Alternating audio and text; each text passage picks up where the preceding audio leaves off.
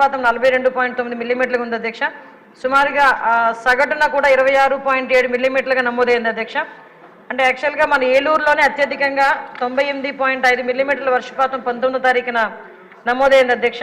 ఇలా మనకి వరదలు అదేవిధంగా మనకి భారీ వర్షాలు అనౌన్స్ చేసిన వెంటనే అదే రోజు గౌరవ ముఖ్యమంత్రి గారు చంద్రబాబు నాయుడు గారు కలెక్టర్లందరితోని కూడా వీడియో కాన్ఫరెన్స్ లో మాట్లాడడం జరిగింది అధ్యక్ష. సంబంధిత అధికారులందరితోని కూడా వీడియో కాన్ఫరెన్స్ లో మాట్లాడడం జరిగింది అధ్యక్ష. ఆంధ్రప్రదేశ్ లో అధ్యక్ష గోదావరి నది యొక్క ప్రభావిత జిల్లాల కింద మనకి ఏఎస్ఆర్ జిల్లా, ఏలూరు, తూర్పుగోదావరి, కోనసీమ, కాకినాడ, పశ్చిమ గోదావరి జిల్లాలు ఉన్నాయి అధ్యక్ష. యాక్చువల్గా భద్రాచలం దగ్గర నుంచి అధ్యక్ష గోదావరి నది గరిష్ట నీటి మట్టం కూడా అధ్యక్ష 41.60 అడుగులుగా నమోదైంది అధ్యక్ష. అదేవిధంగా ధవళేశ్వరం వద్ద కూడా అత్యధికంగా అధ్యక్ష 14,56,651 క్యూసెక్ల గోదావరి నీటి ప్రవాహంగా నమోదైంది అధ్యక్ష. ఈ భారీ వర్షాల కారణంగా గోదావరి వరదల ప్రభావంగా అధ్యక్ష సుమారుగా 10 జిల్లాలు ప్రభావిత జిల్లాల కింద నమోదైన అధ్యక్ష. మనకి శ్రీకాకుళం, అనకాపల్లి, అల్లూరు సీతారామరాజు, డాక్టర్ బిఆర్ అంబేద్కర్ కోనసీమ, కాకినాడ, తూర్పుగోదావరి, పశ్చిమ గోదావరి, ఏలూరు, ఎన్టీఆర్ మరియు కృష్ణా జిల్లాల అధ్యక్ష. ప్రభావిత మండలాలు మొత్తం అధ్యక్ష 96 ప్రభావిత మండలాలు ఉన్నాయి అధ్యక్ష. గ్రామాల సంఖ్య 525 గ్రామాలు ప్రభావితం అయ్యాయి అధ్యక్ష. ముంపునకు గురైన గ్రామాల సంఖ్య 230 గ్రామాలు ముంపుకు గురైన అధ్యక్ష. ఇంచుమించుగా 75,123 మంది జనాభాలు కూడా ప్రభావితం అయ్యారు అధ్యక్ష. ప్రాణ నష్టం 4 ప్రాణ నష్టం కూడా జరిగింది అధ్యక్ష. దీంట్లో పూర్తిగా దెబ్బతిన్న పక్కా గృహాలు అదేవిధంగా పాక్షికంగా దెబ్బతిన్న ఇళ్ళ సంఖ్య కూడా సభ్యులకి కూడా ఇవ్వడం జరిగింది అధ్యక్ష. సుమారుగా సహాయక శిబిరాలు అధ్యక్ష 82 సహాయక శిబిరాలు ఇప్పటికీ కూడా నడుస్తున్నాయి అధ్యక్ష.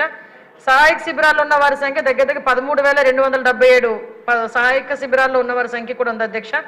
ఒక రీహాబిలిటేట్ చేసిన వాళ్ళ సంఖ్య కూడా 21,051 అధ్యక్ష.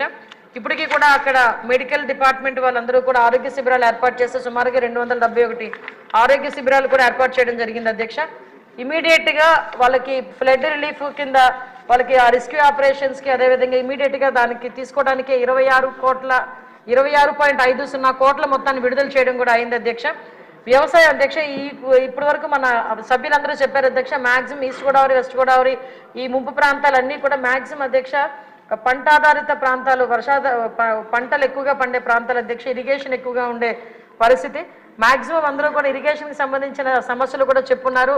మీ ద్వారా చెప్పేది కూడా ఏంటంటే ఈ ప్రాంతాలకు ఎలాగో మనకు ముంపు ప్రాంతాలు ఎక్కువగా వరద ప్రాంతాలన్నీ మనం ముందుగానే ఐడెంటిఫై చేసుకుంటాం కాబట్టి ఇరిగేషన్కి సంబంధించి కూడా ఒక ప్రణాళికతో ముందుకెళ్తే ఇటువంటి ఇబ్బందులు కూడా ఎదుర్కోకుండా ఉంటామన్న సంగతి కూడా మీ ద్వారా మంత్రి గారికి తెలియజేసుకుంటున్నాం అధ్యక్ష. వ్యవసాయం అధ్యక్ష సుమారుగా 43,763 హెక్టార్లు డ్యామేజ్ అయింది అధ్యక్ష. హార్టికల్చర్ కూడా అధ్యక్ష 2,728.45 హెక్టార్లు అధ్యక్ష. సుమారుగా రోడ్లు, భవనాలు దెబ్బతిన్నవి దగ్గర 894.69 కిలోమీటర్ల రోడ్లు అధ్యక్ష. అదేవిధంగా 20 కల్వర్ట్లు కూడా గుంతలు పడినాయి అధ్యక్ష. పంచాయతీరాజ్ సంబంధించి సుమారుగా 717.8 కిలోమీటర్ల రోడ్లు కూడా దెబ్బతిన్నాయి అధ్యక్ష. విద్యుత్ విషయంలో అధ్యక్ష 7 జిల్లాల్లోని కూడా 69 11 kV ఫీడర్లు దెబ్బతిన్నాయి అధ్యక్ష. 10 33 kV స్తంభాలు దెబ్బతిన్నాయి అధ్యక్ష. 151 11 kV స్తంభాలు దెబ్బతిన్నాయి అధ్యక్ష.